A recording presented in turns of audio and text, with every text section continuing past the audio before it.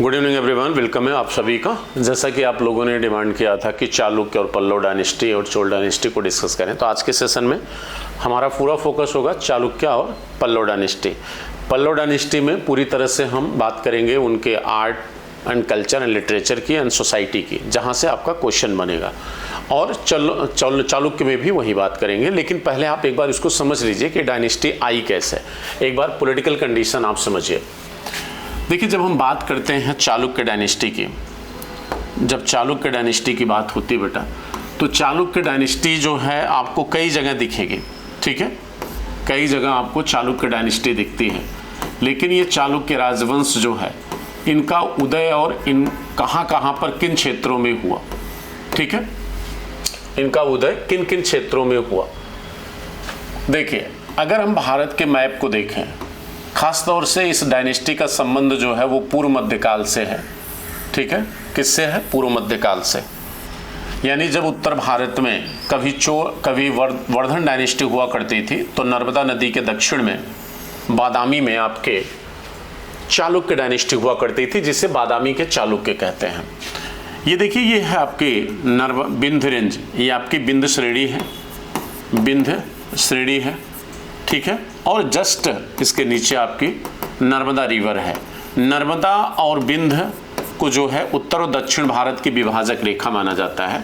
ये आपका उत्तर north India हो गया और ये आपका साउथ इंडिया हो गया, यानी दक्षिण भारत।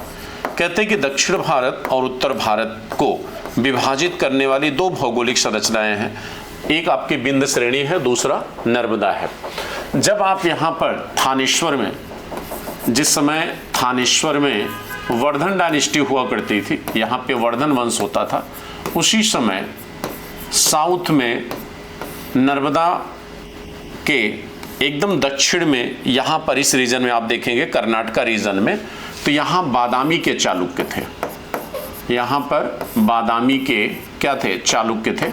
और बादामी के चालुक्यों से पहले यहाँ पर कदम वंश का शासन हुआ करता था। कदम वंश के कमजोर होने का फायदा इन बादामी के चालुक्यों ने उठाया था, और कदम वंश के कमजोर होने के बाद यहाँ पर बादामी के चालुक्यों का राजवंश आता है कर्नाटका रीजन में, ठीक है। तो यहाँ बादामी के चालुक्य जो है वो कदम्बों की कमजोरी का फायदा उठाए, यानी कदम वंश जब कमजोर हुआ, ठीक है, तो उसका फायदा इन्होंने क्या किया? उठाया, और बादामी के चालुक्य वंश का क्या हुआ? उदय हुआ, ठीक। अब बादामी के चालुक्य जो थे, ये बादामी के जो चालुक्य हैं, इन बादामी के चालुक्यों का जब पतन हुआ, तो पतन किसकी वजह से हुआ? राष्ट्रकूट डायनेस्टी की वजह से हुआ, जो पूरे कर्नाटका और मालवा क्षेत्र में थे। तो राष्ट्रकूटों के आने से कहा जाता है कि राष्ट्रकूटों के आने से कदम्ब वंश का क्या हो गया? समापन हो गया, ठीक है। लेकिन जब राष्ट्रकूट कमजोर हुए, तो कहते हैं कि यहां पर कदम्बों की बादामी के चालुक्यों की बची हुई जो शाखाएं थी, उन्हीं में से इस क्षेत्र में पुनः वेंगी के चालुक्यों का उदय होता है। वेंगी के चालुक्यों का उदय होता है, ठीक है। वेंगी के चालुक्य आते हैं, और इनकी जो पश्चिमी शाखा थी, उससे जो है आपके कल्याणी के चालुक्य आते हैं, कल्याणी के चालुक्य। तो इनकी तीन शाखाएं हो गई, कल्याणी के चालुक्य, वेंगी के चालुक्य और बादामी के चालुक्य। अब आप एक पढ़ते होंगे, गुजरात में सोलंकी वंश हुआ करता था। गुजरात में एक वंश था सोलंकी वंश। इस सोलंकी वंश को भी हम चालुक्य वंश कहते हैं। कभी कभी हम सोलंकी वंश को भी क्या कहते हैं? चालुक्य वंश कहते हैं। तो इस तरह से आप ओवरऑल देखें तो ये चालुक्य जो है आपको 3 से 4 जगह पर क्या होते हैं? दिखाई देते हैं। 3 से 4 जगह पर दिखाई देते हैं। और सबसे पहले जो है वो बादामी के चालुक्य हैं, जिनकी जानकारी हमें खास तौर से एक अभिलेख से मिलती है, जिसका नाम है ऐहोल अभिलेख। ऐहोल अभिलेख। और ऐहोल अभिलेख जो है, यह मुख्य रूप से रविकीर्ति का है। रविकीर्ति इसका लेखक है, जो पुलकेशिन द्वितीय का दरबारी कवि था, रविकीर्ति। और इस ऐहोल अभिलेख में कई चीजों का उल्लेख मिलता है, ठीक है। जैसे आप देखेंगे इसमें तो कहा जाता है कि रविकीर्ति ने इसी में अपनी तुलना कालिदास और भारवी से किया है। अपनी तुलना वो कालिदास और भारवी से करता है। इसी अभिलेख में जो है हर्षवर्धन को उत्तरापथनाथ कहा गया है। उत्तरापथनाथ यानी उत्तर भारत का स्वामी यानी राजा, ठीक है। और इससे यह भी पता चलता है कि हर्षवर्धन पुलकेशिन द्वितीय से नर्मदा नदी के तट पर क्या होते हैं, पराजित होते हैं। दूसरा जो है इसी ऐहोल अभिलेख में जो है मेगुती के मंदिर का उल्लेख है। मेगुती का मंदिर जो है वो रविकीर्ति ने बनाया था, मेगुती का मंदिर, ठीक है। तो ओवरऑल हम कहें तो बादामी के जो चालुक्य हैं वो चालुक्यों की सबसे पुरानी शाखा है, चालुक्यों की सबसे प्राचीन शाखा है। देखिए जो आपके बादामी के चालुक्य हैं इनका पूरा राजवंश, देखिए आपके नर्मदा रिवर जा रही है, ठीक है। इसके पूरे इस एरिया में ये जो है बादामी के चालुक्य हैं, ठीक है। अब बादामी के चालुक्य में आप देखेंगे सबसे पहले पुलकेशिन प्रथम है, पुलकेशिन प्रथम है, और पुलकेशिन प्रथम के बाद जो है कीर्तिवर्मन प्रथम है, कीर्तिवर्मन के बाद मंगलेश उसका चाचा, फिर पुलकेशिन द्वितीय। तो पुलकेशिन द्वितीय मंगलेश का भतीजा था, मंगलेश चाचा थे इसके, ठीक है। फिर विक्रमादित्य प्रथम है, फिर विक्रमादित्य है, फिर विजयादित्य है, फिर विक्रमादित्य द्वितीय है, और फिर जो है आपका जो है कीर्तिवर्मन द्वितीय है, ठीक है।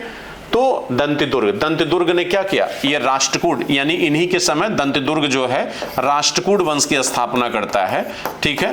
दंतिदुर्ग वह शासक है जो फाउंडर है, संस्थापक है राष्ट्रकूटों का, और इसने हिरण्यगर्भ नामक क्या किया था, यज्ञ किया था, हिरण्यगर्भ नामक यज्ञ किया था। और राष्ट्रकूटों की वजह से ये जो बादामी के चालुक्य हैं ये समाप्त हो जाते हैं और इन पर यहाँ पर राष्ट्रकूट डायनेस्टी आ जाती है, ठीक है। फिर इसी में से जो बादामी के चालुक्य कुछ बचे थे उन्होंने इस रीजन में, ये देखिए ये वाला जो रीजन है यहाँ पर उन्होंने वेंगी के चालुक्य यानी आंध्रा वाला जो रीजन है यहाँ वेंगी के चालुक्यों का फिर से उदय होता है। वेंगी के चालुक्य, यहाँ पर वेंगी के चालुक्य आ जाते हैं। फिर इन्हीं की जो पश्चिमी शाखा थी वो कल्याणी के चालुक्य के रूप में आती है। तो ओवरऑल जो है राष्ट्रकूटों ने उनका पतन किया और फिर राष्ट्रकूटों के कमजोर होने का फायदा दोबारा जो है वेंगी और कल्याणी के चालुक्यों ने उठाया, ठीक। अब इसी को हमें समझना है, आइए जरा देखते हैं। पहले कह रहा कि चालुक्य राजवंश एक भारतीय शाही राजवंश को संदर्भित करता है जो 6ठी से 12वीं सदी तक दक्षिण भारत के हिस्से पे क्या करता है, शासन करता है। कहां पर, 6वीं से लेके 12वीं सदी तक। अब उसमें सारे चालुक्य राजवंश आ गए, केवल एक नहीं, बादामी से शुरू होके वेंगी कल्याणी सारे चालुक्य राजवंश उसमें आते हैं। 6ठी से 12वीं तक दक्षिण भारत में शासन करते हैं। और इस अवधि के दौरान उन्होंने 3 निकट संबंधियों, कौन कौन, 3 निकट संबंधियों लेकिन अलग अलग राजवंशों के रूप में शासन किया है। सबसे प्राचीन जो राजवंश है वो बादामी के चालुक्य हैं जो 6ठी शताब्दी में बादामी को अपनी राजधानी बनाकर क्या करते हैं, शासन करते हैं। इस राजवंश का सबसे जो महत्वपूर्ण शासक है वो है पुलकेशिन द्वितीय, ठीक है। बादामी के चालुक्यों ने बनवासी के कदम साम्राज्य के पतन का फायदा उठाया क्योंकि ये उन्हीं के क्या थे, अधीन थे, और उनसे इन्होंने अपनी क्या की, फ्रीडम ली। क्लास है बेटा, कितने बजे से इसमें? ओके, पूछ लो जरा सा, अगर वो खाली हो तो उसमें बैठ जाओ, ठीक है। तो यहां पर जो है बादामी के कदम साम्राज्य के पतन के समय अपनी स्वतंत्रता का दावा करना शुरू कर दिया और पुलकेशिन द्वितीय के शासनकाल के दौरान तेजी से प्रमुखता इन्होंने क्या किया, हासिल किया। पुलकेशिन द्वितीय की मृत्यु के बाद पूर्वी चालुक्य, ध्यान दीजिए, पूर्वी चालुक्य पूर्वी दक्कन में एक स्वतंत्र राज्य के रूप में अस्तित्व में आते हैं जिनको आप क्या कहते हो, वेंगी के चालुक्य, जिनको क्या कहा जाता है, वेंगी के चालुक्य, ठीक है, वेंगी के चालुक्य। और उन्होंने 11वीं शताब्दी तक राजधानी वेंगी से शासन किया, राजधानी वेंगी से क्या किया, शासन किया। पश्चिमी दक्कन में 8वीं शताब्दी के मध्य में राष्ट्रकूटों के उदय ने बादामी के चालुक्यों को कमजोर कर दिया, ठीक है। और 10वीं शताब्दी तक, लेकिन 10वीं शताब्दी तक जब राष्ट्रकूट कमजोर हुए तो वेंगी के जो बादामी के चालुक्य थे उनके वंशजों ने पश्चिमी चालुक्यों द्वारा उनका फिर से पुनरुत्थान हुआ, ठीक है। तो पश्चिमी चालुक्यों को हम क्या कहते हैं, वशव कल्याण से लेकर 12 यानी कल्याणी के चालुक्य, ठीक है। अब यहां पे फिर से कल्याणी के चालुक्यों का क्या हो जाता है, उदय हो जाता है, ठीक है। पुनः जो है कल्याणी के चालुक्यों का यहां पे क्या होता है, उदय, ठीक है। तो ये तो एक समरी आप समझ गए कि चालुक्य राजवंश कैसे आए। अब इनका इंपॉर्टेंस जरा देखते हैं। चालुक्यों का उदय दक्षिण भारत के इतिहास में एक महत्वपूर्ण घटना थी, जिनका राज्य क्षेत्र क्या था, कर्नाटक था, और इनके कार्यकाल को कर्नाटक के लिए स्वर्ण युग के तौर पर देखा जाता है। और वो इसलिए देखा जाता है क्योंकि इनके टाइम पीरियड में कला के हर क्षेत्र में एक बड़ा बेहतर विकास देखा गया, चाहे वो लिटरेचर हो, चाहे वो कला हो, सभी क्षेत्रों में विकास के रूप में देखा गया है, इसलिए इसको एक स्वर्ण युग का प्रतीक माना जाता है। बादामी के चालुक्यों के उदय के साथ दक्षिण भारत में राजनीतिक माहौल छोटे राज्यों से बड़े साम्राज्यों की ओर क्या होता है, स्थानांतरित होता है। कहते हैं बादामी के चालुक्यों ने ही दक्षिण भारत में संगम डायनेस्टी के बाद किसी बड़े साम्राज्य की स्थापना की शुरुआत किया, क्योंकि संगम डायनेस्टी में चेर चोल पांड्य वो भी बहुत कमजोर थे, ज्यादा मजबूत राजवंश नहीं थे। लेकिन दक्षिण भारत में संगम काल के बाद बादामी के चालुक्य पहले ऐसे राजवंश थे जिन्होंने दक्षिण में बड़े साम्राज्यों के निर्माण की परंपरा को जन्म दिया, जिसका आगे देखेंगे राष्ट्रकूट, पल्लव, चोल जैसे बड़ी डायनेस्टी आपको देखने को मिलती है, विजयनगर। तो शुरुआत इन्हीं के द्वारा हुआ और इतिहास में पहली बार दक्षिण भारतीय राज्य में कावेरी और नर्मदा नदियों के बीच के क्षेत्र पर जो है किसी राजवंश के द्वारा क्या किया गया, नियंत्रण किया गया। तो यहीं जो पूरा जो कावेरी और नर्मदा के बीच का जो पूरा क्षेत्र है उस पर पहली बार किसी राजवंश ने पूरा नियंत्रण किया, तो वो कौन है, वो है आपके चालुक्य। ठीक है, उस साम्राज्य के उदय के साथ ही कुशल प्रशासकों का भी जन्म हुआ, विदेशी व्यापार और वाणिज्य में वृद्धि हुई और वेसर शैली नामक वास्तुकला का विकास भी हुआ। जैसे आप मंदिर निर्माण शैलियां पढ़ते हैं तो मंदिर निर्माण शैली में 3 निर्माण शैली है, नागर, वेसर और द्रविड़। तो नागर शैली जो है वो कश्मीर से लेके विंध्य पर्वत तक है, यानी उत्तर भारत के जितने मंदिर हैं। वेसर शैली जो है विंध्य पर्वत से लेके कृष्णा नदी तक के बीच के क्षेत्र में। द्रविड़ियन शैली जो है, द्रविड़ शैली कृष्णा नदी से कन्याकुमारी तक। तो चालुक्य डायनेस्टी जो है वो बीच का पार्ट है। ठीक है, तो वेसर शैली के मंदिर जो है वो चालुक्य डायनेस्टी के अंतर्गत बने, राष्ट्रकूटों की भी और चालुक्यों की भी, क्योंकि राष्ट्रकूट भी कर्नाटक पे ही शासन किए। तो राष्ट्रकूटों और चालुक्यों के जो साम्राज्य हैं, होयसल राजवंश के साम्राज्य, काकतीय राजवंश, होयसल, राष्ट्रकूट और चालुक्य, चारों डायनेस्टी के जो टेम्पल्स हैं वो वेसर शैली में है। वेसर शैली द्रविड़ और नागर शैली का मिश्रण है। ठीक है, दोनों का क्या है, मिश्रण है। उस साम्राज्य के उदय के साथ ही कुशल प्रशासन का जन्म हुआ, विदेशी व्यापार विकसित हुआ। ठीक है, और मंदिर निर्माण शैलियों का अगर योगदान पूछा जाएगा तो ये सब योगदान ही है भाई। इसके महत्व को बताया जा रहा है यहाँ पे कि क्या महत्व रहा। इनके समय कुशल प्रशासन दिखाई देता है, विदेश व्यापार और वाणिज्य में वृद्धि हुई, वेसर शैली वास्तुकला का विकास होता है।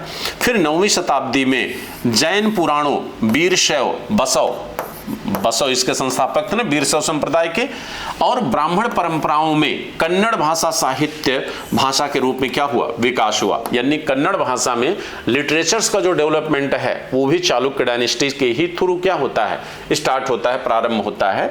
और इसके अलावा 11वीं शताब्दी में पूर्वी चालुक्यों के संरक्षण में तेलुगु साहित्य का भी क्या हुआ, जन्म हुआ।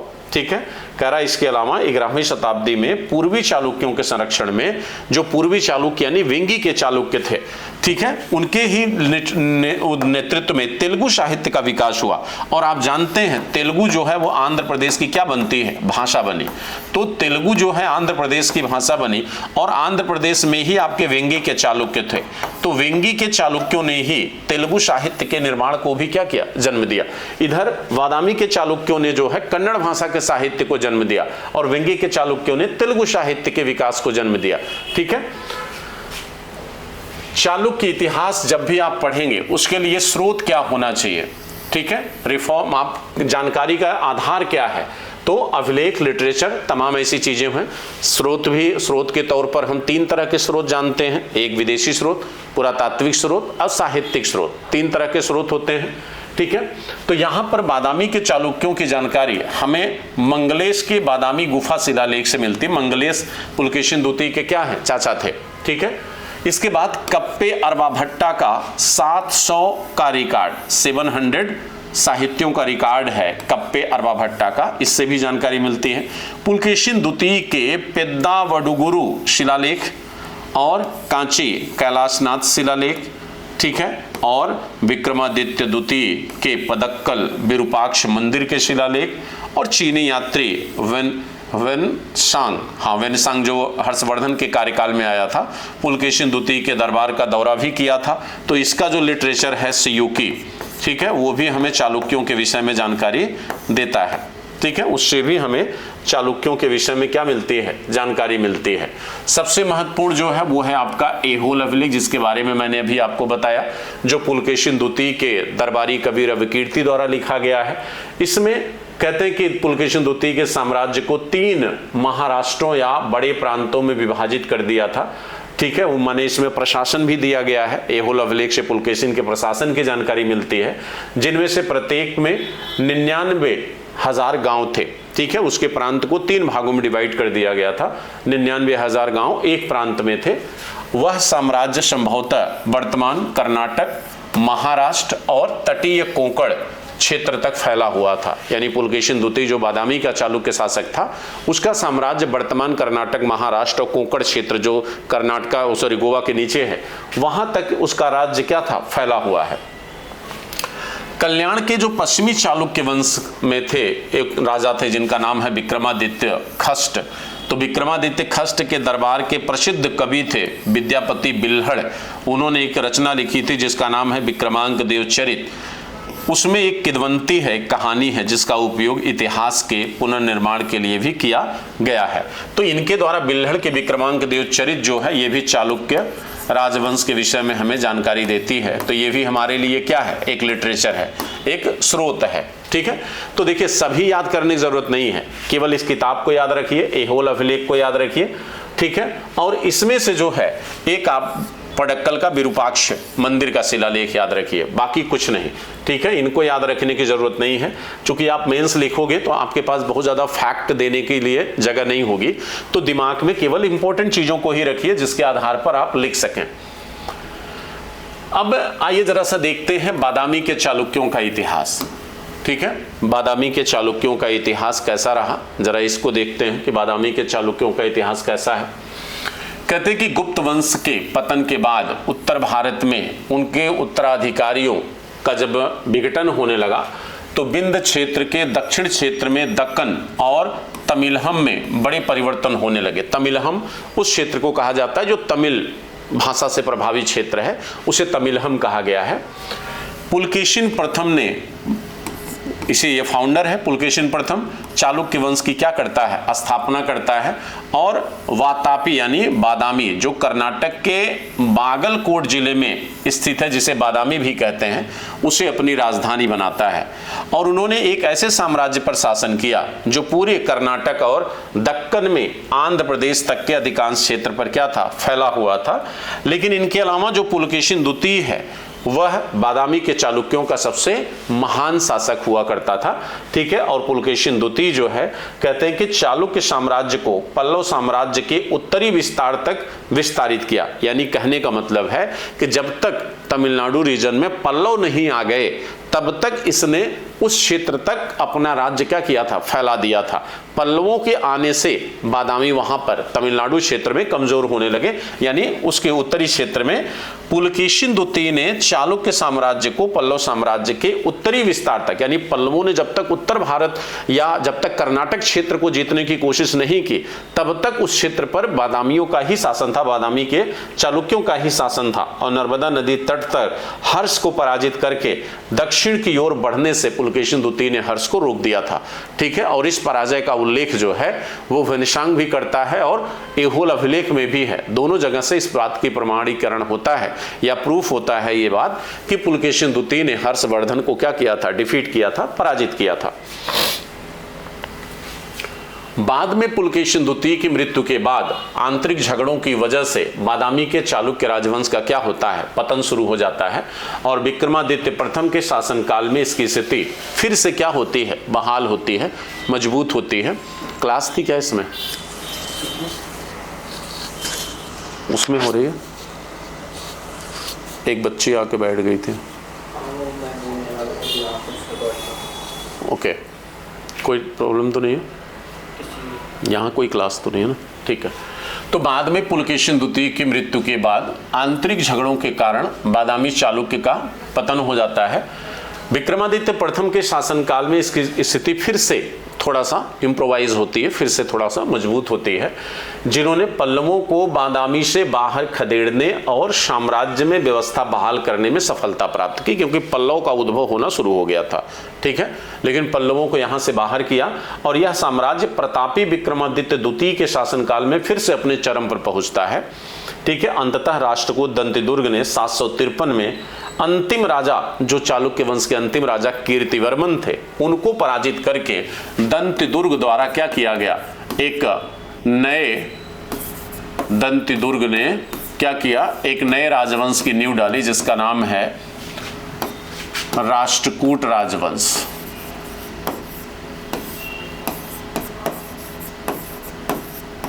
राष्ट्रकूट राजवंश, ठीक है।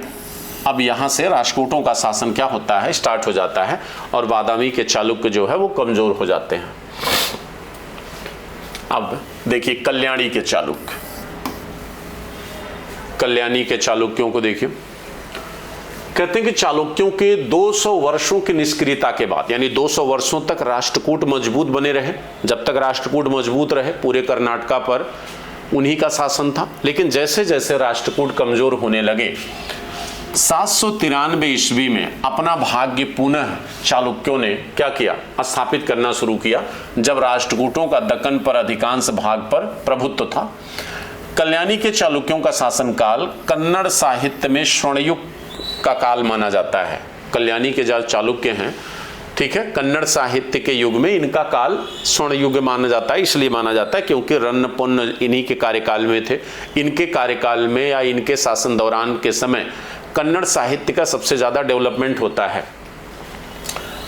कह रहे हैं कि तरधावदी बीजापुर जिला के राष्ट्रकूट सामंत थे, जिनका नाम था तैलब द्वितीय, ठीक है। राष्ट्रकूटों के सामंत थे तैलब द्वितीय, इनके द्वारा ही राजवंश स्टेब्लिश किया गया था। इन्होंने कर्क द्वितीय को उखाड़ फेंका और चालुक्य साम्राज्य को पुनः स्थापित किया, ठीक है। और फिर से एक अधिकतम क्षेत्र पर इन्होंने अपनी सत्ता को क्या किया, स्थापित कर लिया, ठीक है। कल्याणी के चालुक्य राजवंश का जो फाउंडर है, जो संस्थापक है, उनका नाम क्या है, उनका नाम तैलब द्वितीय है, ठीक है। तैलब द्वितीय जो है उस राजवंश के क्या है, संस्थापक सदस्य माने जाते हैं, ठीक है। कहते हैं इस राजवंश को पश्चिमी चालुक्य राजवंश या परवर्ती चालुक्य राजवंश के नाम से भी जाना जाता है, या कल्याणी के चालुक्य कहिए, या पश्चिमी चालुक्य कहिए, या परवर्ती चालुक्य कहिए।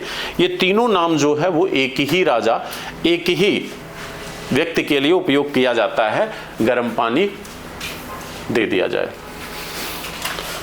अब देखिए यहां पे तो कह रहा है कि विद्वानों ने विक्रमादित्य छठे को इस राजवंश का सबसे महान शासक माना है, ठीक है। विक्रमादित्य उसमें भी थे, कंफ्यूज मत होइएगा, यानी बादामी के चालुक्य में भी थे और कल्याणी के चालुक्य में भी हैं। इन्हीं के राजवंश में विक्रम संवत का क्या होता है, प्रारंभ होता है, जिसका प्रचलन है, ठीक है। शक संवत और विक्रम संवत की तुलना करते हो ना आप, दोनों में कितना गैप है, कमेंट बॉक्स में कमेंट करके बताइएगा कि शक संवत और विक्रम संवत में कितना फर्क है।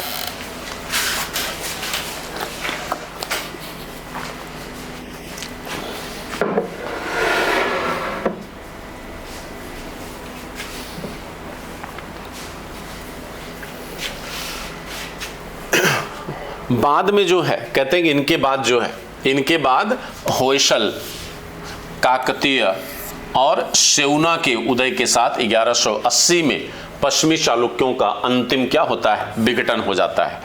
होयसल राजवंश जब आ गया, इसको कहते हैं वारंगल के काकतीय वंश, वारंगल के काकतीय, यानी कर्नाटक के ही अलग अलग क्षेत्रों पर इन्होंने शासन किया और इनको कहते हैं द्वार समुद्र के होयसल, द्वार समुद्र के होयसल, ठीक है। ये कहते हैं कि जब ये कमजोर होने लगे तो उनका स्थान धीरे धीरे इन राजवंशों ने ले लिया। और आपको याद होगा इन्हीं राजवंशों को पराजित किया था अलाउद्दीन खिलजी के समय मलिक काफूर, जिसको 1000 दिनारी कहते हैं, मलिक काफूर, जिसे आप क्या कहते हैं, 1000 दिनारी। इसने इनको क्या किया था, डिफीट किया था, ठीक है। यानी चालुक्यों के पतन के लिए ये क्या रहे, उत्तरदायी रहे। अब देखिए, पूर्वी चालुक्य, कल्याणी चालुक्य बहुत ज्यादा इंपॉर्टेंट नहीं था, उसमें कोई योग्य राजा उस तरह का नहीं था विक्रमादित्य खष्ट को छोड़कर। लेकिन जरा पूर्वी चालुक्य को देखिए। पुलकेशिन द्वितीय यानी 616 में विष्णुकुंडिन साम्राज्य के अवशेषों को पराजित कर पूर्वी दक्कन जो आधुनिक आंध्र प्रदेश के तटीय जिलों में है उस पर क्या करता है, विजय प्राप्त करता है। ठीक है, पुलकेशिन द्वितीय ने भाई जिस क्षेत्र में वेंगी के चालुक्यों या पूर्वी चालुक्यों का उदय हुआ उस क्षेत्र को सबसे पहले बादामी के चालुक्यों में जब पुलकेशिन द्वितीय था तभी उस क्षेत्र को जीता था, तभी तो उसके उत्तराधिकारी कहे गए ये लोग। ठीक है, तो कह रहा कि पुलकेशिन द्वितीय ने ही विष्णुकुंडिन साम्राज्य के उसको पराजित करके इस क्षेत्र को जीता था, आंध्र प्रदेश के तटीय जिलों को। और पुलकेशिन द्वितीय की मृत्यु के बाद वेंगी, ध्यान दीजिए, वेंगी वायसराय एक स्वतंत्र राज्य के रूप में क्या हो गया, विकसित हो गया। वहां का क्षेत्र जो है इनसे अलग हो गया। जब पुलकेशिन द्वितीय कमजोर हुए, विष्णुकुंडिन साम्राज्य को डिफीट करके उन्होंने इस क्षेत्र को छीना था और इनके कमजोरी का फायदा यहाँ के लोगों ने उठाया और इसमें नेल्लोर और विशाखापत्तनम के बीच का क्षेत्र शामिल है। यानी अगर आपसे कहा जाए कि वेंगी किस क्षेत्र को कहते हैं तो आप आंध्र प्रदेश के नेल्लोर और विशाखापत्तनम के बीच के क्षेत्र को आप क्या कहेंगे, वेंगी का क्षेत्र। ठीक है, उसे वेंगी का क्षेत्र कहते हैं। और 8वीं सदी के मध्य में बादामी चालुक्य साम्राज्य का जब पतन हुआ तो पश्चिमी दक्कन के नए शासकों जैसे राष्ट्रकूटों और पूर्वी चालुक्यों के बीच, यहां पर पूर्वी चालुक्य आ गए थे वेंगी में, इनके बीच क्षेत्रीय विवाद उत्पन्न हो गया क्योंकि बादामी के चालुक्यों का पूरा साम्राज्य राष्ट्रकूटों ने ले लिया और इसी बादामी के अंतर्गत ये भी आते थे, तो दोनों के बीच क्षेत्रीय विवाद शुरू हुआ। और बाद में 1000 ईस्वी के आसपास पूर्वी चालुक्यों के भाग्य ने करवट ली और प्रारंभ में पूर्वी चालुक्यों ने कन्नड़ भाषा और तमिल और साहित्य को प्रोत्साहित किया था। हालांकि कुछ समय बाद स्थानीय कारकों ने प्रभाव डाला और उन्होंने तेलुगु भाषा को महत्व क्या किया, दे दिया। ठीक है भाई, पहले तो आप बादामी राज्य से बिलोंग करते थे तो मजबूरी थी कि कन्नड़ भाषा को महत्व दो, लेकिन आपका क्षेत्र कहां था, पूर्वी तटीय क्षेत्र जो आज का आंध्र प्रदेश है, और वहां के क्षेत्रीय लोगों की भाषा क्या थी, तेलुगु थी। तो भाई शासन आप जहां कर रहे हैं वहां के जनता की भावना को आपको ज्यादा महत्व देना पड़ेगा। ठीक है, तभी वहां के लोग आपको अपना मानेंगे, नहीं तो आपको कहेंगे भाई आप तो कर्नाटक क्षेत्र से आए हो, दूसरे क्षेत्र से आए हो। तो भाषा जब समान होती है तो राजा और जनता के बीच एक सहसंबंध स्थापित होता है, राजा और प्रजा का संबंध बनता है। ठीक है, वहां पर मजबूरी इसीलिए रही कि तेलुगु भाषा को इन लोगों ने महत्व दिया और इसका परिणाम ये रहा कि तेलुगु साहित्य का क्या हुआ, विकास हुआ। इसी की वजह से यहां पर तेलुगु साहित्य का क्या होता है, डेवलपमेंट होता है, तेलुगु साहित्य का यहां पे क्या होता है, विकास होता है। ठीक है, तो ये तो तीनों मैंने आपको 3 राजवंशों की चर्चा कर दी। ठीक है, 3 राजवंश मैंने आपको बता दिए। ठीक है, अब बात करते हैं कि चालुक्यों के समय जो है कौन कौन से जो है आपके लिटरेचर्स डेवलप होते हैं। ठीक है, कौन कौन से जो है कला और वास्तुकला को देखते हैं चालुक्यों के समय। देखिए, बादामी के चालुक्य वंश के पतन के काल में दक्षिण भारत में कला का विकास प्रारंभ होता है। इसने संस्कृति के क्षेत्र में कुछ महत्वपूर्ण विकास किए, विशेष रूप से वास्तुकला की एक नई शैली का विकास और प्रसार में, जिसे हम वेसर शैली कहते हैं, इन्होंने बड़ा महत्वपूर्ण योगदान दिया। ठीक है, इनके जो मंदिर बने वो वेसर शैली में ही बने और वेसर शैली इन्हीं के समय से क्या होती है, विकसित होती है, जो नागर शैली और द्रविड़ियन शैली का क्या है, मिश्रण है। ठीक है, यहाँ के मंदिर भी आपको प्रांगण में बनते हुए दिखाई देंगे, उनमें भी शिखर होगा। ठीक, जो दक्षिण भारतीय और उत्तर भारतीय भवन शैलियों का संयोजन है, यानी चाहे आप इसको दूसरी भाषा में कहो कि द्रविड़ शैली और नगर शैली का संयोजन है। और उस समय भारतीय वास्तुकला की सबसे समृद्ध परंपराओं में से एक ने दक्कन में क्या किया, आकार लिया, जिसे पारंपरिक द्रविड़ शैली के विपरीत कर्नाटक द्रविड़ शैली कहा गया। ठीक है, कह रहा है कि एक ने दक्कन के विपरीत कर्नाटक द्रविड़ शैली, आगे चलकर उसी में कह रहा है कि जिसे पारंपरिक द्रविड़ शैली के विपरीत कर्नाटक द्रविड़ शैली भी कहा गया। ठीक है, यानी जो परंपरागत द्रविड़ शैली कर्नाटक आपके तमिलनाडु के पांड्य राज्य, चोल राज्य, विजयनगर में थी, ठीक है, उसी से मिलता जुलता ये भी था, इसलिए इसको कुछ क्षेत्रों में कर्नाटक द्रविड़ शैली के नाम से भी जाना जाता है, वेसर शैली को। कल्याणी के चालुक्यों ने द्रविड़ अवधारणाओं की ओर झुकाव के साथ विशेष रूप से मूर्तियों में वेसर शैली को और ज्यादा परिष्कृत किया। उन्होंने वर्तमान कर्नाटक में जो तुंगभद्रा कृष्णा दोआब है वहां पर बड़े महत्वपूर्ण स्मारक क्या किए, बनाए। ठीक है, कृष्णा तुंगभद्रा का जो दोआब रीजन है वहां पर बड़े लेवल पर जो है बड़े बड़े स्मारक यहां पर क्या किए गए, बनाए गए।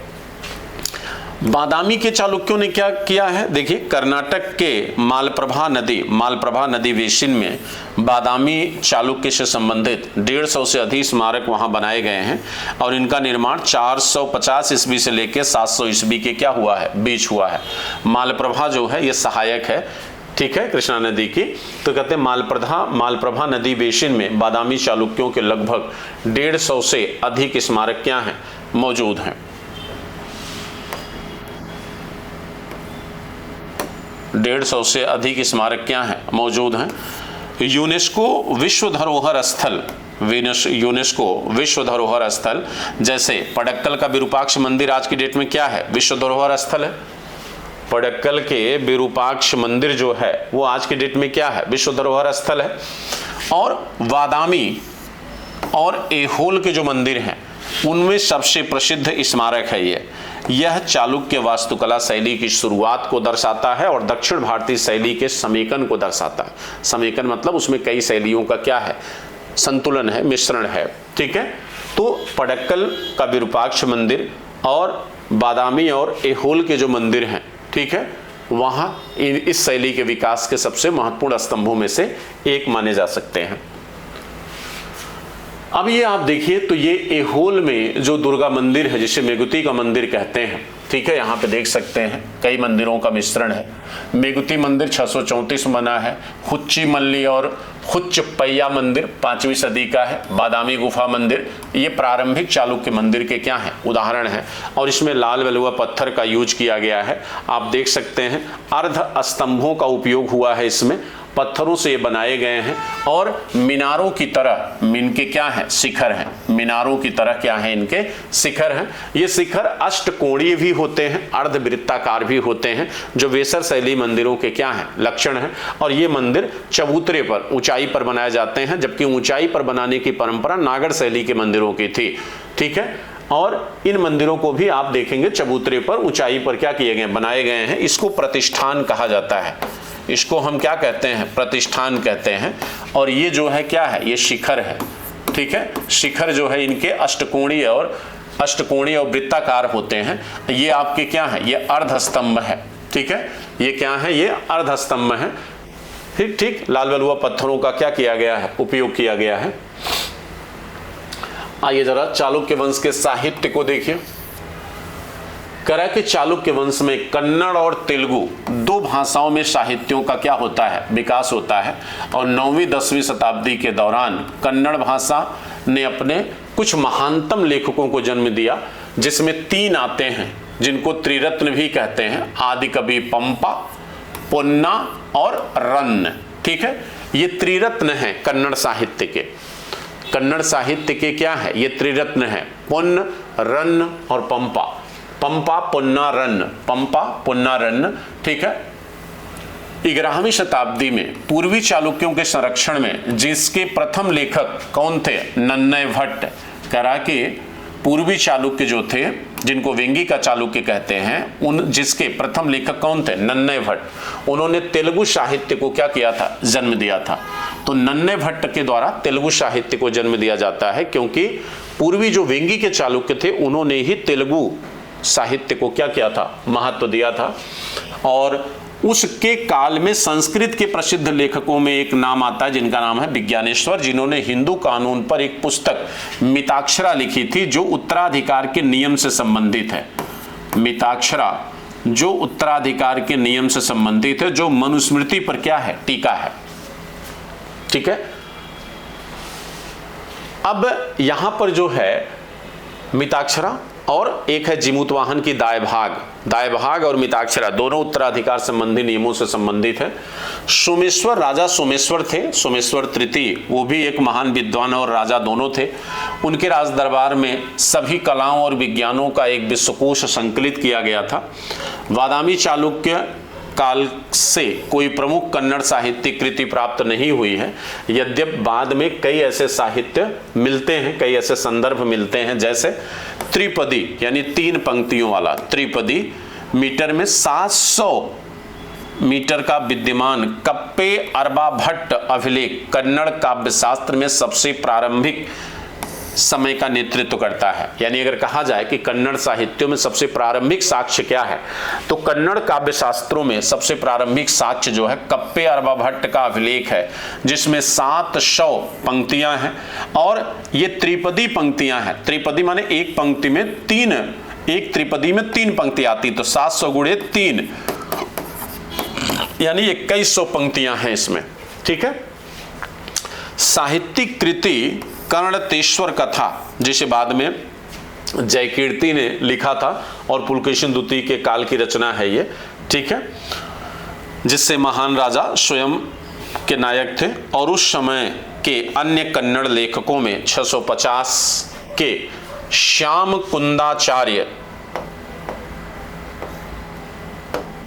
650 के श्याम कुंदाचार्य शामिल थे, जिन्होंने प्रभृत लिखा है। प्रसिद्ध श्री वर्धदेव को 650 के तुमुबुलाचार्य भी कहा जाता है, जिन्होंने 96,000 छंदों के महाशास्त्र का निर्माण किया है। ठीक है। इतना ज्यादा आपको याद करने की जरूरत नहीं है, चूंकि पीटी की एग्जाम आप नहीं दे रहे हैं। ठीक है। मेंस देना है आपको। ठीक है। तो आप 2-4 साहित्य का उल्लेख अगर आप कर देंगे तो आई थिंक पर्याप्त होगा, इनफ होगा। ठीक है। इनका धर्म क्या था? ठीक है। तो धर्म आप देखिए, धार्मिक सद्भाव का कार्यकाल इनका है, यानी सभी धर्मों को इन्होंने महत्व दिया है। वैदिक हिंदू धर्म का भी पालन किया है, जो एहोल अभिलेख से पता चलता है। ठीक है। वहां पर आप देखेंगे तो देवताओं को समर्पित विभिन्न मंदिरों में आप देखेंगे तो हिंदू मंदिर आपको दिखाई देंगे। हिंदू देवी देवताओं को इन्होंने महत्व दिया है। ठीक है। विष्णु को भी दिया तो शैव को भी दिया, हालांकि शैव धर्म को इन्होंने ज्यादा संरक्षण दिया है। और इन्हीं के कार्यकाल में शैव धर्म में कई संप्रदायों का उदय भी होता है, जिसमें आपका जो बसव के द्वारा उत्पन्न किया गया वीरशैव संप्रदाय है वो सबसे ज्यादा प्रोग्रेसिव माना जाता है। लिंगायत संप्रदाय सबसे ज्यादा प्रोग्रेसिव माना जाता है, जो महिला पुरुष के समानता की बात करता है, उनके शिक्षा की बात करता है, जातिगत भेदभाव को नकारता है। बाद में विक्रमादित्य प्रथम के समय लोगों का झुकाव शैव धर्म की तरफ हो गया और पाशुपत, कापालिक, कालामुख जो शैव धर्म के ही संप्रदाय हैं, इन संप्रदायों का अस्तित्व या विकास इसी से समय होता है। और उन्होंने जैन धर्म को सक्रिय रूप से प्रोत्साहन भी दिया, जबकि शैव धर्म को मानने वाले लोग थे, जिसका प्रमाण बादामी की गुफा मंदिर है। ठीक है। जो जैन धर्म से जुड़ी हुई है। और एहोल परिसर में स्थित एक जैन मंदिर है, जो इस बात को प्रतिबिंबित करता है कि चालुक्यों ने शैव धर्म को राजाश्रय देने के बावजूद उन्होंने जैन धर्म को भी विकसित होने का या आगे जाने का अवसर प्रदान किया।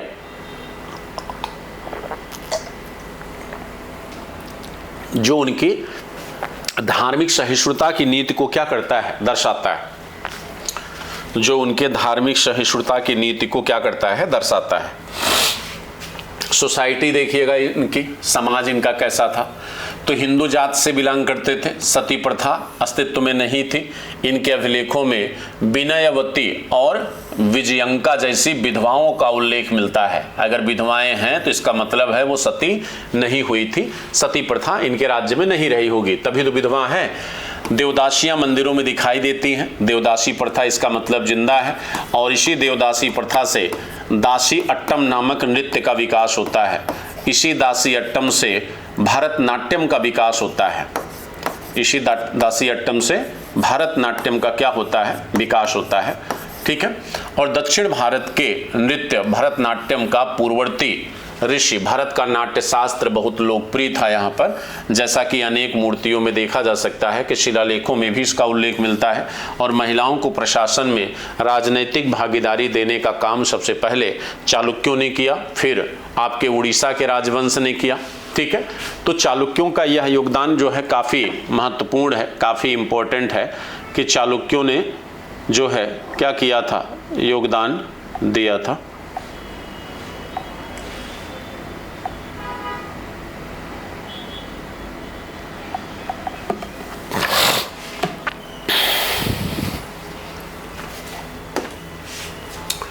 अब देखिए पल्लव कला और वास्तुकला आ गए हम, ठीक है। अभी तक आपने देखा चालुक्य, अब आते हैं पल्लवों पे, ठीक है। और पल्लवों में मूलतः हमें उनका साहित्य, उनकी कला को पढ़ना है, ठीक है। मूल रूप से उनके लिटरेचर्स और उनकी कलाओं का हमें अध्ययन करना है। देखिए पल्लव राजवंश भी दक्षिण का एक महान राजवंश है। कहते हैं इनका क्षेत्र तमिलनाडु क्षेत्र है जहां पर इन्होंने शासन किया है। और पल्लवों में जो राजा थे और जिस राजा ने अपने समय जिस तरह के स्ट्रक्चर और मंदिरों का निर्माण किया है, सबकी अपनी अलग अलग शैलियां हैं और उन्हीं राजाओं के नाम पर शैलियों का क्या हुआ है, विकास हुआ है। तो पल्लवों का राजनीतिक इतिहास से क्वेश्चन नहीं आएगा, आएगा उनकी कला और लिटरेचर से। तो पल्लव राजवंश दक्षिण भारत का राजवंश है जिसने तीसरी और नौवीं, देखिए ध्यान दीजिएगा, तीसरी सदी में भी इनका अस्तित्व था। कहा जाता है कि सातवाहनों के सामंत हुआ करते थे और 9वीं शताब्दी ईस्वी के बीच तमिलनाडु क्षेत्र के अधिकांश भाग और आंध्र प्रदेश के कुछ हिस्सों पर इन्होंने शासन किया। प्रारंभिक इनकी जो राजधानी थी वो कांचीपुरम हुआ करती थी। कांचीपुरम इनकी क्या थी, प्रारंभिक राजधानी थी। और पल्लव शासन के दौरान दक्षिण भारत की प्रमुख धार्मिक और सांस्कृतिक कलात्मक केंद्रों में से कांचीपुरम क्या था, एक था। कांचीपुरम, महाबलीपुरम, ठीक है। ये जो केंद्र हैं ये तमिलों के माने पल्लवों के समय विकसित हुए, ठीक है। तमिल भाषा को महत्व देना और कांचीपुरम और महाबलीपुरम को क्या करना, कला का केंद्र बनाना, ये इन्हीं का योगदान था। 6ठी शताब्दी में उभरे कांची के पल्लव दक्षिण भारत में एक प्रमुख राजवंश थे। अपनी सैन्य विजयों के लिए प्रसिद्ध नरसिंह वर्मन प्रथम ने पुलकेशिन द्वितीय को पराजित किया था, ठीक है। जब बादामी के चालुक्य पुलकेशिन द्वितीय थे तो पल्लव राजा नरसिंह वर्मन प्रथम ने इन्हें डिफीट किया था। और कहते हैं इनके इस उपलक्ष्य में कीर्ति स्तंभ की स्थापना भी कराई थी, विजय स्तंभ जिसे कहते हैं। और महाबलीपुरम को एक प्रमुख बंदरगाह के शहर के रूप में विकसित किया था नरसिंह वर्मन ने। और उनके उत्तराधिकारी नरसिंह वर्मन द्वितीय ने शांति बनाए रखी और चीन में अपने दूत भेजे नरसिंह वर्मन ने। और पल्लव वास्तुकला में महत्वपूर्ण योगदान देने का काम नरसिंह वर्मन द्वितीय का है। कहते हैं कि शोर मंदिर और कांची का कैलाशनाथ मंदिर, जो पीटी में कई बार पूछा गया है, वो नरसिंह वर्मन द्वितीय के द्वारा ही क्या किया गया है, निर्मित किया गया है, ठीक है। नरसिंह वर्मन द्वितीय के द्वारा क्या किया गया है, निर्मित किया गया है। पल्लवों के पास एक केंद्रीकृत राजतंत्र था। उनके राज्य को कोट्टमों में विभाजित किया गया, यानी राज्य कोट्टम, कोट्टम माने होता है प्रांत, ठीक है, में विभाजित किया गया था, जिनका प्रशासन शाही अधिकारियों द्वारा किया जाता था। जबकि सभा और उरार जैसी स्वायत्त ग्राम सभाएं स्थानीय शासन का प्रबंध करती थी, जैसे चोल डायनेस्टी में थी, ठीक है। यानी जो लोअर स्तर है, जो रीजनल स्तर है, लोकल लेवल पर, वहां पर सभा और उर जैसी समितियां होती थी, ठीक है, जो स्वायत्त होती थी। और ये ग्राम सभा के रूप में वहां स्थानीय शासन का प्रबंधन करती थी, यानी केंद्र से कोई अधिकारी वहां पे नियुक्त नहीं किया जाता था। पल्लव समाज में धार्मिक रूप से पूरी तरह से विविधता दिखाई देती है। यहाँ बौद्ध धर्म भी है, जैन धर्म भी है, शैव है, वैष्णव है। भक्ति आंदोलन का समर्थन भी किया गया जब दक्षिण में नयनार और अलवार आंदोलन चले, ठीक है। और उनकी अर्थव्यवस्था कृषि प्रधान अर्थव्यवस्था थी। कहा जाता है कि इनकी मुद्राएं नहीं पाई गई हैं, जो इस बात को दर्शाता है कि इनकी जो अर्थव्यवस्था है वो पूरा एग्रीकल्चर बेस्ड है। क्योंकि अगर मुद्रा होती तो व्यापार जरूर होता, जिसे व्यापार करों और सोने चांदी के सिक्कों के प्रयोग से बल मिलता है, ठीक है। तो इनके विषय में कहा जाता है कि इनके समय ट्रेड बहुत ज़्यादा डेवलप नहीं था, ठीक है। एग्रीकल्चर सेक्टर बहुत ज़्यादा डेवलप हुआ था, ठीक है। और एक क्लोज्ड इकोनॉमी के रूप में ये काम कर रहे थे, ठीक है। सोना तो है लेकिन स्वर्ण मुद्राएं नहीं है, ठीक है। सोना है लेकिन स्वर्ण मुद्राएं नहीं थी इनके समय। चालुक्यों और पांड्यों के साथ लगातार युद्धों के कारण, अब देखिए उत्तर में ये हमेशा चालुक्यों से लड़ते रहे और दक्षिण में हमेशा पांड्यों से लड़ते रहे। तो तमिलनाडु का दक्षिणी क्षेत्र जो था वो पांड्यों के अधीन था, तमिलनाडु का जो उत्तरी क्षेत्र है वो पल्लवों के अधीन था। पल्लवों का पतन होगा तो उसी स्थान पर कौन आएंगे, चोल आएंगे, ठीक है, जिसकी परिणत शाही चोल शासक द्वारा की गई, ठीक है। चोल शासक अपराजित वर्मन ने पल्लवों को पूरी तरह खत्म करके अपने राज्य की क्या करता है, नींव डालता है।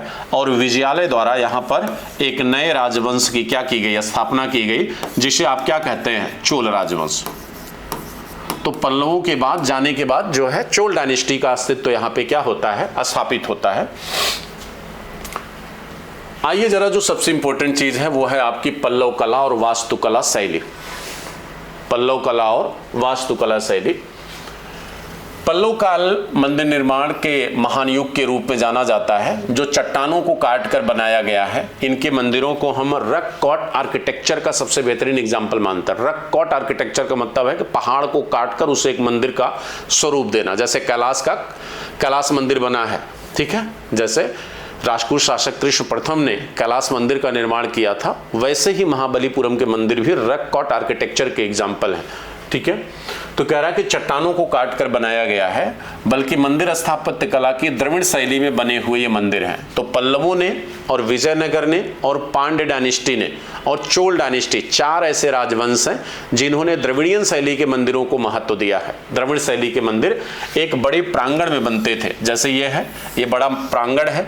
इस प्रांगण में एक साइड में यहाँ मंदिर बनता है, यहाँ कल्याण मंडप होगा, यहाँ भोग मंडप होगा और यहाँ पर इसका गेट होता है जिसे गोपुरम कहते हैं, जिसे क्या कहते हैं, गोपुरम, ठीक है। और ये जो बाउंड्री वाल है इसे प्राकार कहा जाता है, इसे क्या कहते हैं, प्राकार, ठीक है। मंदिरों पर क्या होता है, शिखर होता है। मंदिरों पर जो है वो क्या होता है, शिखर, ठीक है। मंदिर जो है शिखर युक्त होते हैं, इसको मैंने पढ़ा रखा है। मंदिर जो आप देखेंगे तो मंदिर कुछ इस तरह से आपको दिखाई देंगे, ठीक है, ऐसे शिखर युक्त। ये वृत्ताकार होते हैं, ठीक है, ये क्या होते हैं, वृत्ताकार होते हैं, ठीक, अर्धवलयाकार या वृत्ताकार इनके शिखर होते हैं, ठीक है। यहाँ पे क्या होता है, गर्भगृह होता है। ये आपका क्या है, गर्भगृह, जहाँ मुख्य देवता की मूर्ति होती है, ठीक है, जहाँ मुख्य देवता की मूर्ति। बाकी दक्षिण के मंदिरों में भोग मंडप और कल्याण मंडप, भोग मंडप, नृत्य मंडप, भोग मंडप जहाँ प्रसाद बनता था, नृत्य मंडप जहाँ शास्त्रीय नृत्य सिखाए जाते थे। दक्षिण के मंदिरों की खास विशेषता, एक बड़े मैदान में ये क्या होते हैं, निर्मित होते हैं। कह रहा कि यह गुफा मंदिरों से शुरू होकर एकाश्म रथों और संरचनात्मक मंदिरों, संरचनात्मक मंदिर वो होते हैं जो, एक होता है मंदिर 2 तरह होते हैं, एक प्राकृतिक, एक संरचनात्मक। प्राकृतिक मंदिर वो होते हैं जो किसी एक पहाड़ को काट कर बनाए गए हों, एकाश्मक हों, और संरचनात्मक मंदिर वो होते हैं जो मैदानी क्षेत्र में ईंट पत्थरों को जोड़कर बनाए जाते हैं। तो यहाँ पे कह रहा है कि एकाश्म रथों, ये प्राकृतिक मंदिरों का एग्जाम्पल है, ठीक है, और संरचनात्मक मंदिरों तक का क्रमिक विकास दिखता है, यानी दोनों तरह के मंदिर हैं, जो चोल काल के दौरान मंदिर वास्तुकला की द्रविड़ शैली में क्या होता है, परिणत होता है। तो आप ये कह सकते हैं कि द्रविड़ शैली का सबसे सुंदर उदाहरण चोल डायनेस्टी में राजराज का बिहदेश्वर मंदिर है और राजेंद्र प्रथम का गंगई कोंड चोलपुरम मंदिर है।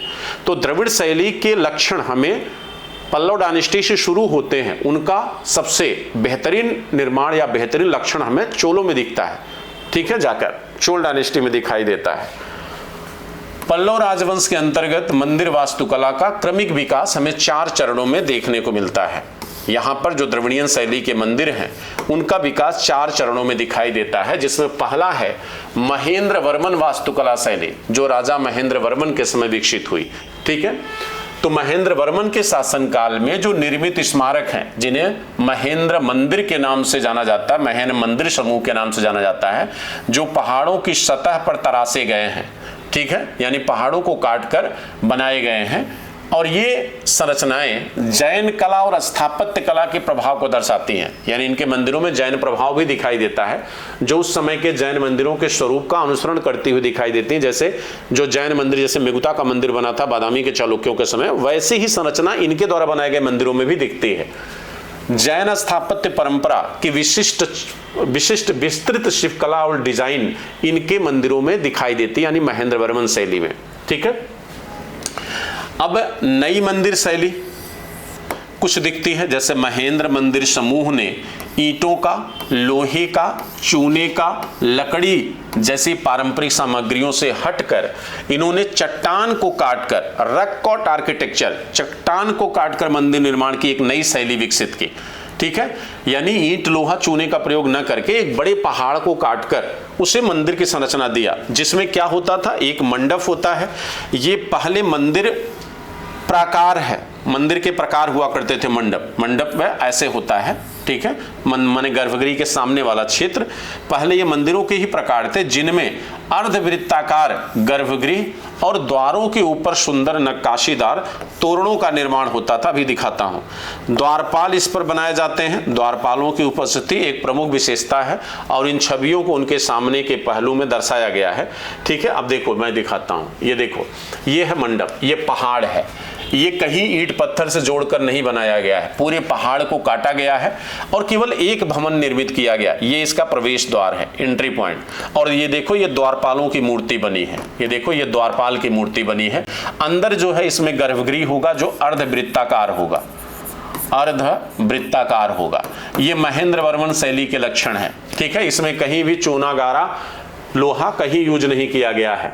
ठीक है, इसमें कह रहा कि मूर्तिकला उभार, अधिकांश पल्लव मूर्तियों का उभार दक्कन की तुलना में उथला है। ये जो मूर्तियां हैं देखो, एक तो होता मूर्तियां उथली हुई यानी उठी हुई, यानी जो पहाड़ को काट कर ही मूर्तियां बनाई गई। मूर्तियां अलग से यहां जोड़ी नहीं गई हैं, मूर्तियों को इसी सतह को काट कर डिजाइन किया गया है, लेकिन वो उथली हुई नहीं है, वो थोड़ा सा दबी हुई है। ठीक है, जैसे आप खजुराहो के मंदिरों में जब आप मूर्तियां देखेंगे तो मूर्तियां वहां उथली हैं, उभरी हुई हैं। ठीक है, यानी सतह के ऊपर दिखती हैं। यहां पर ऐसा नहीं है। ठीक है, क्योंकि पत्थर की कठोरता के कारण अलंकरण बहुत कम है। यानी पत्थर, चूंकि दक्कन का बेसाल्ट पत्थर है ना भाई, यहाँ पे बेसाल्ट और ग्रेनाइट पत्थर दिखेगा, तो बेसाल्ट और ग्रेनाइट पत्थर जो है ये काफी टफ होता है, इसको काटना आसान नहीं है। और इस वजह से जो है मूर्तिकला इस पे बहुत कम की गई है, सजावट बहुत कम है। और कहते हैं ये मामल्लपुरम, मंडागपट्टू, पल्लावरम, मामंदूर, महेंद्रवाड़ी के गुफा मंदिर इसके एग्जाम्पल हैं। राक फोर्ट त्रिचुरापल्ली में ये पाए गए हैं। ठीक है, ये एग्जाम्पल है जहां पर इनको देखा जा सकता है। अगली जो शैली है वो है मामल्ल शैली। महेंद्र वर्मन शैली के बाद अगली जो शैली है वो है मामल्ल शैली।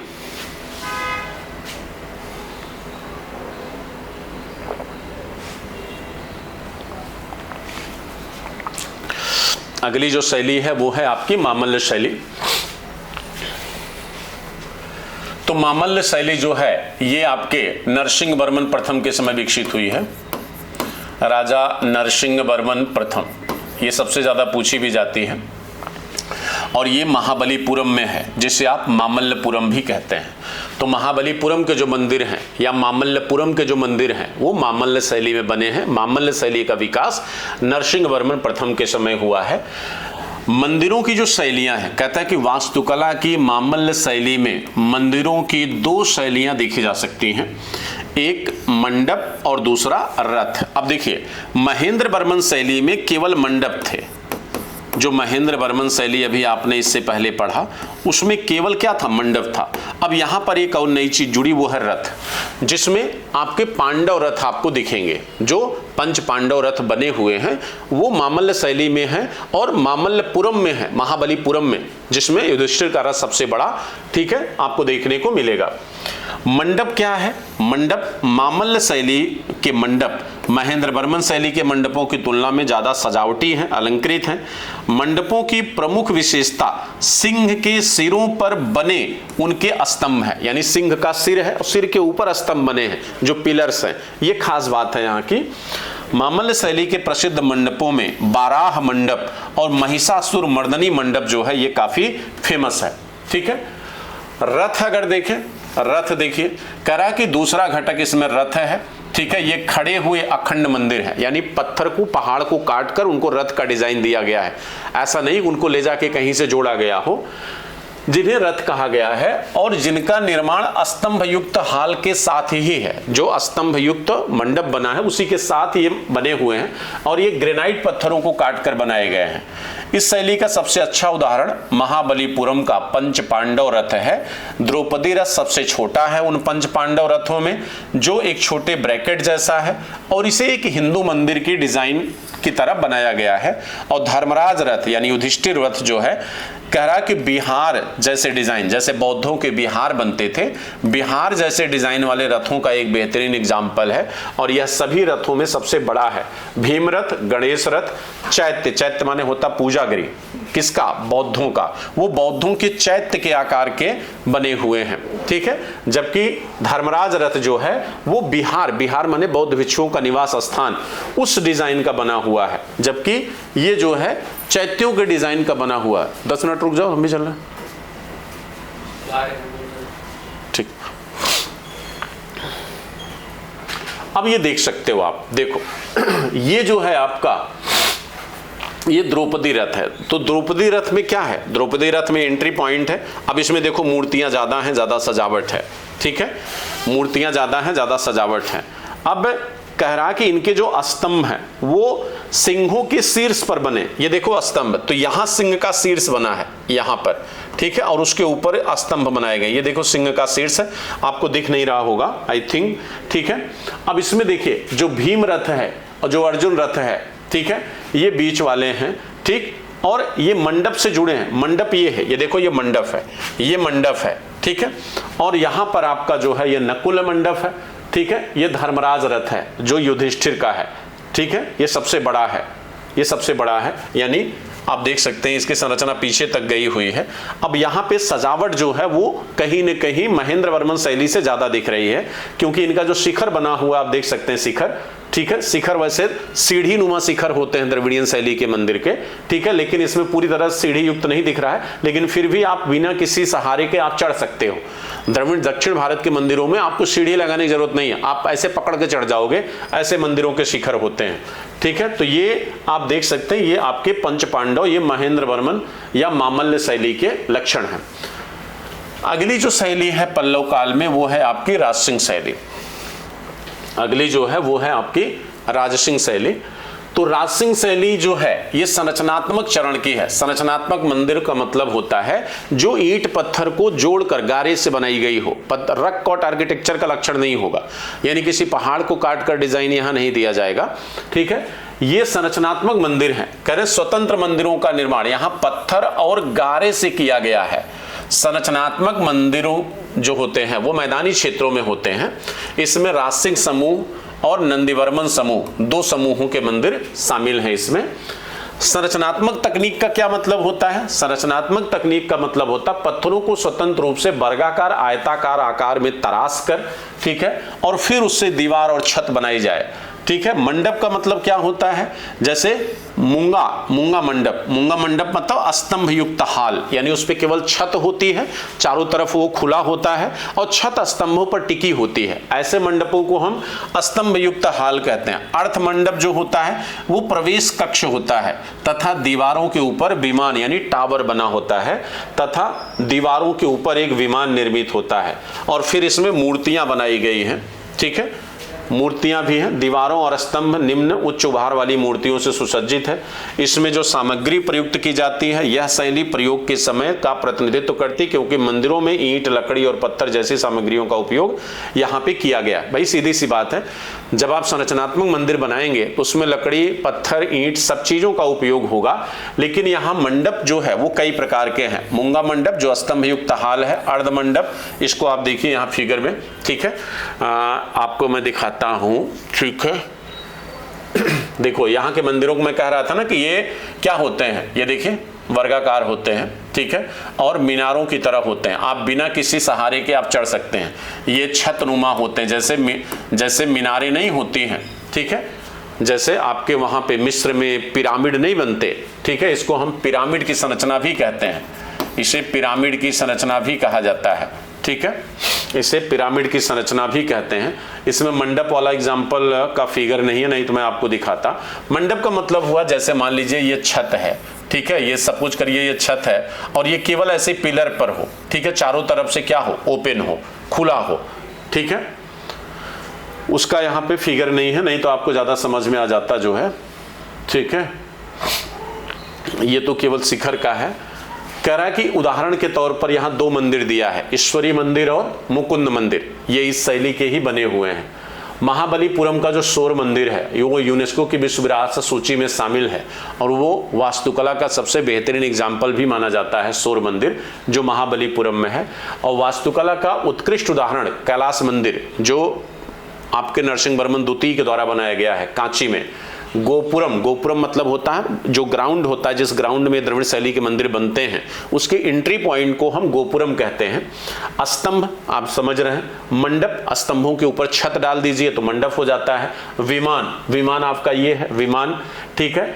और करा के द्रविड़ शैली के तत्वों को प्रदर्शित करते हैं, जिसका निर्माण राज सिंह शैली द्वारा शुरू किया गया था और महेंद्र वर्मन द्वितीय द्वारा इसका क्या किया गया, प्रयोग किया गया, यानी पूर्ति उसकी की गई, ज्यादातर उसके द्वारा प्रयोग किए गए। मंदिरों की वास्तुकला में अगली जो शैली है पल्लव डायनेस्टी की, वो है नंदीवर्मन शैली, ठीक है, वो है आपकी नंदीवर्मन शैली। तो नंदीवर्मन शैली राजा नंदीवर्मन के समय विकसित हुई थी और इस शैली ने वह आधारभूत प्रतिरूप प्रदान किया जिस पर बाद में चोलों द्वारा तंजौर में विशाल बृहदेश्वर मंदिर और राजेंद्र प्रथम द्वारा गंगईकोंड चोलपुरम मंदिर का निर्माण किया गया। यानी कहने का मतलब कह रहा है कि नंदीवर्मन शैली में जिस तरह के द्रविड़ियन लक्षण, यानी द्रविड़ शैली के लक्षण जिस तरह से नंदीवर्मन शैली में उपयोग किए गए, उसी का अगला चरण यानी उससे विकसित चरण हमें चोल डायनेस्टी के बृहदेश्वर मंदिर और गंगईकोंड चोलपुरम मंदिर में दिखता है, जो राजराज प्रथम और आपके राजेंद्र प्रथम द्वारा बनाया गया था। नंदीवर्मन स्मारक समूह जो है, यानी इनके द्वारा जो स्मारक बनाए गए, उसका सबसे अच्छा उदाहरण कांचीपुरम का बैकुंठ पेरुमल मंदिर है, ठीक है, सबसे अच्छा उदाहरण, जिसका निर्माण परमेश्वर वर्मन द्वितीय ने कराया था, जो यहाँ के राजा थे, जो भागवत धर्म को समर्पित है, भगवान विष्णु का मंदिर है। इसके आंतरिक दीवारों पर युद्ध के दृश्य यानी चित्रकारी भी की गई है, राज्याभिषेक और अश्वमेध यज्ञ के क्या किए गए हैं, चित्र बनाए गए हैं। लेकिन एक चीज ध्यान दीजिएगा, चित्रकला, स्थापत्य कला और मूर्ति कला तीनों का संगम आपको चोल मंदिर में दिखेगा, आपको पल्लव मंदिरों में नहीं दिखेगा। पल्लव मंदिरों में केवल मूर्तिकला और आपको स्थापत्य कला यानी मंदिर संरचना, दो चीज दिखेगी। यहां पर तीनों का संगम दिखेगा, मूर्तिकला, चित्रकला और आपका मंदिर यानी स्थापत्य कला। वो संगम यहां शुरू हो रहा है नंदीवर्मन शैली में। इसका सबसे विशाल रूप आपको चोलों में दिखेगा। कहा जाता है कि चोलों में बृहदेश्वर मंदिर और गंगईकोंड चोलपुरम मंदिर मूर्तिकला, मूर्तिकला में तीन कलाएं आती हैं, स्थापत्य कला, चित्रकला और मूर्तिकला, तीनों का संगम चोल डायनेस्टी के मंदिरों में दिखता है, जिसका प्रारंभिक साक्ष्य यहां से आपको दिख रहा है, ठीक है। अब ये देखिए, ये है आपका नंदीवर्मन शैली के मंदिर, चबूतरे पर बनता है, इसे प्रतिष्ठान कहते हैं। ये जो चबूतरा ये प्रतिष्ठान है। अब ये स्तंभ है, ये स्तंभ है, ठीक है, ये स्तंभ है, ठीक, और इसके ऊपर छत पड़ी हुई है, आगे खाली है, आपको दिख नहीं रहा, मंडप है ये इसका शिखर है, ठीक है, जो किसकी तरह है, जो पिरामिड की तरह है। पिरामिड संरचना में आप ऐसे चढ़ सकते हैं, अगला पिरामिड छोटा होता जाता है, ठीक है, अगला पिरामिड छोटा, ऊपर यहां पे कलश होता है, कलश, ठीक। कलश का उपयोग इसलिए किया जाता था, उसमें अनाज रखे जाते थे ताकि जब सृष्टि का विनाश हो तो वो अनाज सुरक्षित रहे और फिर से हम सृष्टि का निर्माण कर सकें। पल्लव वास्तुकला का जो पतन है राज सिंह शैली के पतन के बाद शुरू होता है। पल्लव वास्तुकला में भी गिरावट आई, बाद के शासक बड़े स्मारक नहीं बना सके, जिसके परिणाम स्वरूप छोटे कम अलंकृत मंदिर बनाए गए, जिनमें नवीनता का क्या था, अभाव था। और बाद के मंदिरों के उदाहरण जो है आपको देखने को मिलते हैं, जैसे कांची में मुक्तेश्वर मंदिर है और मतंगेश्वर मंदिर है।